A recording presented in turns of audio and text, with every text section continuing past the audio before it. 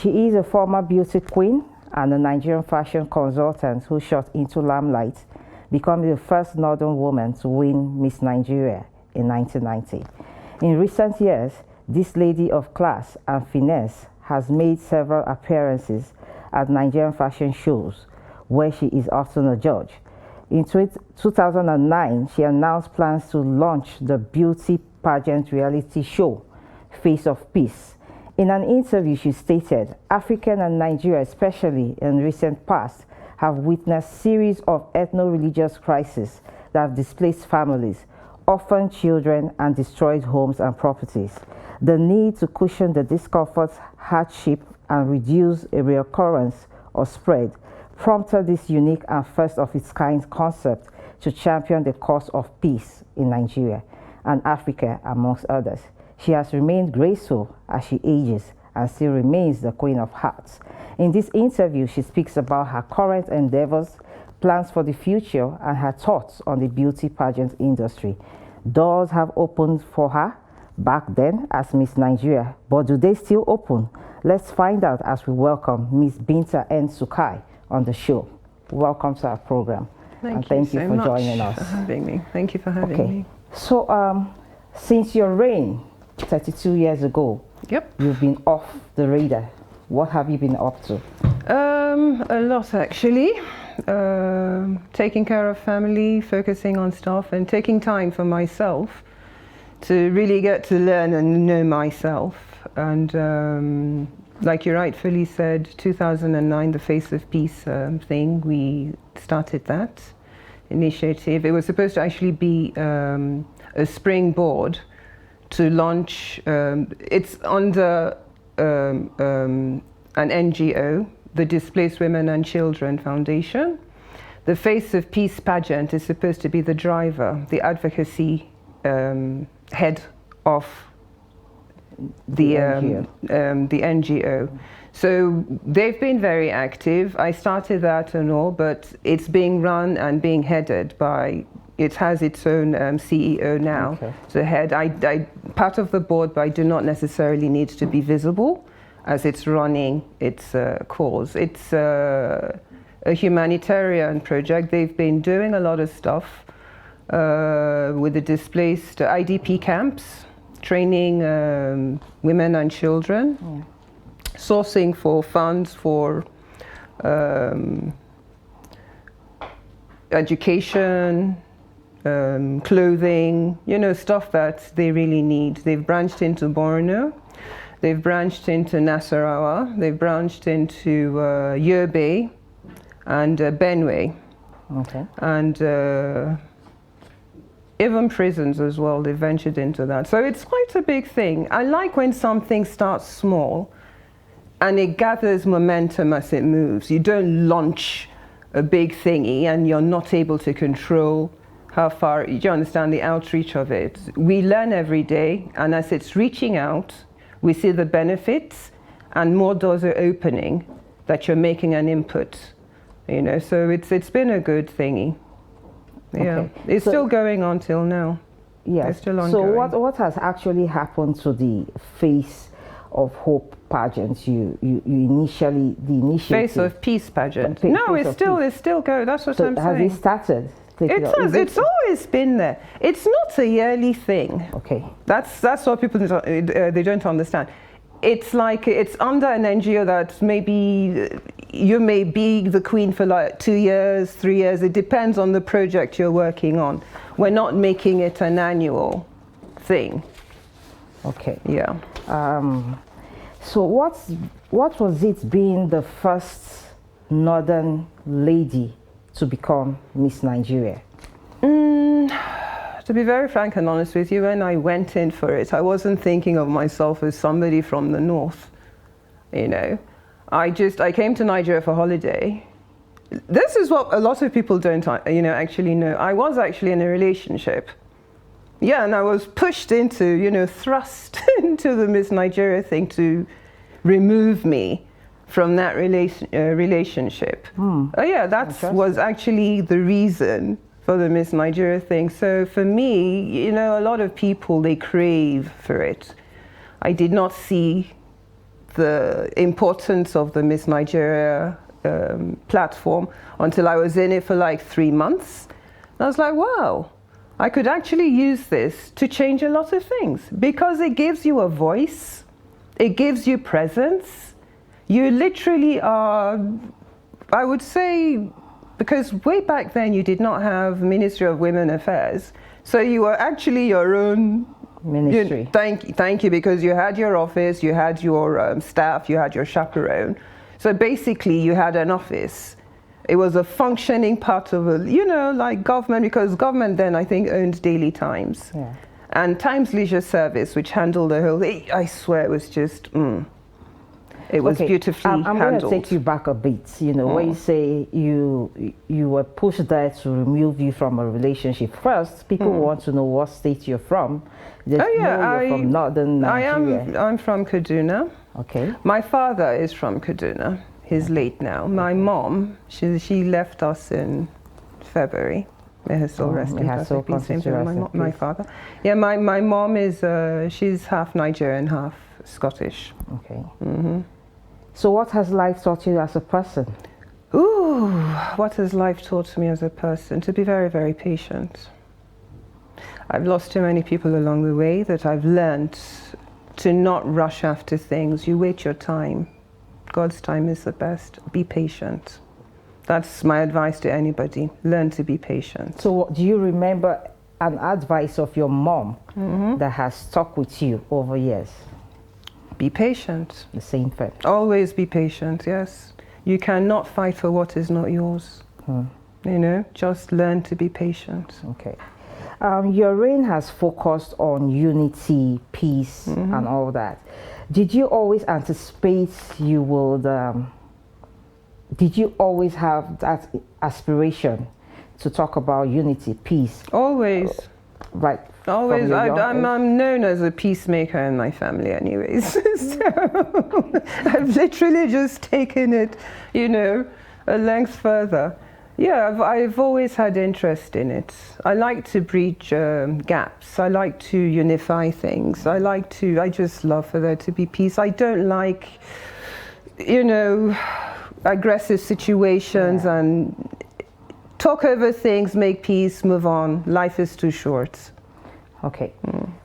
Looking at you and my research tells me you'll be 52 very soon, or you're 52. I'm already 52. I turned 52 on the 26th of July this year. Fine. Yes. How does it feel to be 8 years away from 60? I never think of it like that, actually. It's just a number. I swear to you, I've never, it's my daughter that brings all this thingy up. She's like, oh, mommy, you're so-and-so age, da, da, da. I've never it's never been like a burden, Like at her school, her friends are like, oh, how old is your mom? They actually think I'm like 30-something. And then she goes, no, my mom's in her 50s, she turned 52. And they're like, no, they don't believe.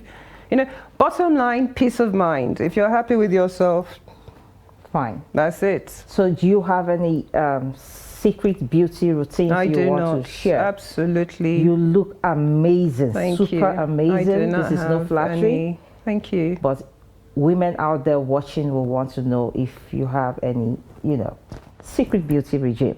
Truthfully, I do not. Seriously. It's in the genes. It's in the genes, yeah. Okay. I really don't. All right. We'll be taking a break and we'll get back to asking Ms. Binta Sukai more questions.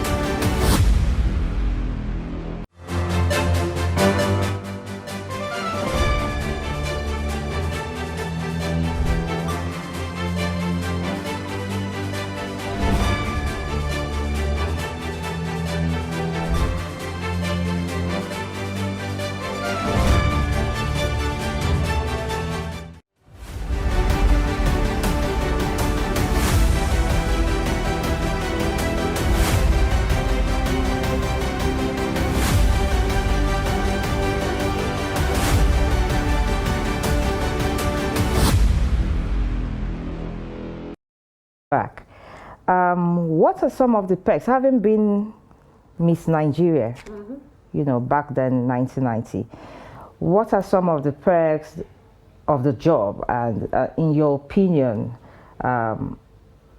what can be done better? This is like going 32 years down memory lane now. Let's try and remember, shall we? Yes, we shall. Perks of the job. Okay, like when I won, what did I get as Miss Nigeria? Yeah, I did. You don't get like that now. I mean, now you get a lot of stuff. Then I won a car. I traveled to Japan and where else again? I can't remember. Japan, I remember. Why? Because I've never been there before. UK, well, I live there, so that's not gonna, different functions and stuff happening that needed my presence. The Japanese trip basically was for Expo 20 then, it was called, yeah. So that was why I went. Okay. And what other perks of it? Yes, you win a car. You're invited to a lot of functions and yes, you get adverts, you do adverts, contracts, adverts, what else again? I swear I really can't remember, it's like 32 years ago. But presently... So do you still play a major role in today's beauty I don't pageantry? really, no. I have been invited several times to be a judge, and I've actually done 2. I'm not tickled by it anymore. It's just a repetitive thing. It's just, when your mind is just out of, my priorities are a lot different now. I don't, it's just a repetitive thing. So are you saying being repetitive, you're trying to say the whole idea needs to be... Everything about it is the same. I see the whole Miss Nigeria, beauty pageants or whatever, it should be like a launching pad for something greater.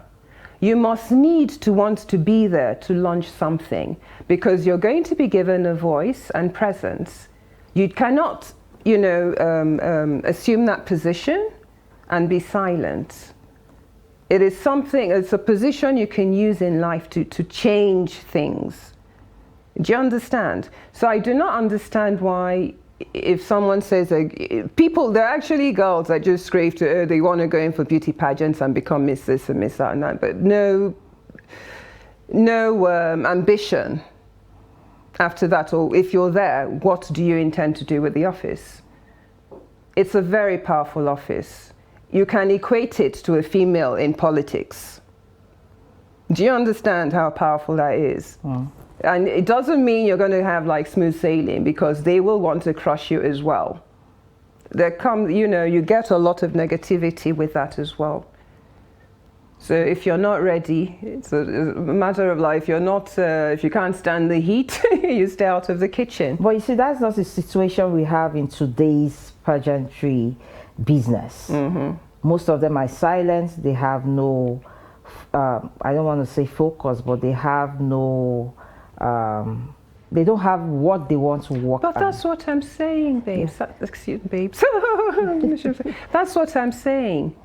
You cannot be handed over a silver platter and not utilize the opportunities that are coming with that silver platter or on that silver platter. So basically what you're saying is there's more to just being beautiful. Yes. And being Miss But I don't really understand the beauty pageant. It is more than beauty. Brains. Yeah, it is more than beauty. If you're going to be, I'm not the most beautiful girl in the whole world. If that were the case, man, I don't think, you have to have things to contribute. Do you understand? You need to have something, there needs to be something different that you're bringing. It's nothing to do with beauty, it's not. And it really, really,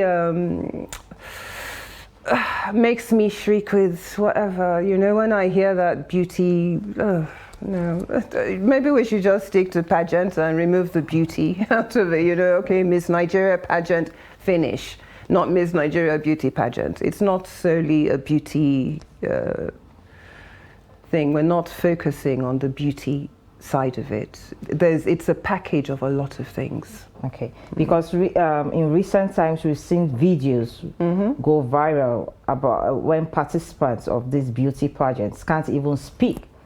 Well, I rest my case. There you go. That's when you go with beauty. Now they want to see beauty, and most of the people in the audience. Who are the people in the audience? You probably get like 70–80% male, and 20% women. Oh. Do you get me? It's beauty. No, come on. So you go, they're not looking at, oh, can she do this? No. It's more of, this is like a catwalking show. Okay, so back to your reign. Do you have any regrets being Miss Nigeria? You asked me back about advice from my mom. That's part of one of them. Never have any regrets in life. Do I have any regrets in my... No, I do not, because everything has been a lesson. You may not have learnt it then. There comes a time, as you progress in life, it does, you now learn, you know. So I really do not regret anything. Okay. Would I do it again? Oh yes, I would. But with the knowledge and sense I have now. So what would you do differently? What would I do differently? I do a lot of things differently. First and foremost, I think I'd be more serious with it. When I just took it as a play. I wasn't really, I wasn't. And it was like, because I reigned for almost 2 years. I literally had to beg to get a sponsor just to get out of it. I wanted my life back. You wanted your life back? Yeah, because you go everywhere, you're noticed, you're not, you know, I'm a very quiet person. I've always been a very quiet person. I can be with you in Abuja for a year and you'd never know because you don't see me around. I love my privacy. It is very, very, very important. My outlet is probably Facebook. So when you see me on Facebook a lot, just know that, oh, I have time. It's playtime for me. I'm willing to like reach out to people and do stuff. And I start by saying happy birthdays to all my friends on Facebook. I may not know them. Some I know. Facebook for me is more like a fan thing. But you can reach me and you can communicate with me. I do not want it to be like people saying you're not interacting with so I'm reachable on Facebook. So every time, I may not be there for like 4 months, but trust me, when I come, you will know that I'm on ground because I'm always busy. From the first moment, you know, in the morning, first moment I wake up, I'm up and texting thingy. So I like to interact with people. And like on my Messenger, I get a lot of, that's my problem solving unit. Okay. Yeah, so that gives me the drive to set up certain things, you know, because a lot of people have problems and they don't have access to you. So if you have like a platform like Facebook and you're reachable, it tends to ease out a lot of so out of all these problems, which has really touched your heart, you know, and you were glad you were there to help? A lady that could not pay her children's school fees, and I think she was having issues with her husband. I don't want to go into details and stuff, but she sent thingy. I did not respond, and then I noticed the same messages over again from the same person. It must have been like maybe the 4th time that I now responded, and I actually called her on Messenger. You can call on that. Yeah, so we spoke. And she just told me, literally crying. It took a while for me to even understand what she was driving at, but she explained everything and all that, and we were able to sort sort it out for her. This was beginning this year. So that's like the one I'll stick to. Okay, I'm going back to the beauty industry. Back in your days and what we have today, if you were given the chance to change just one thing, what would you change?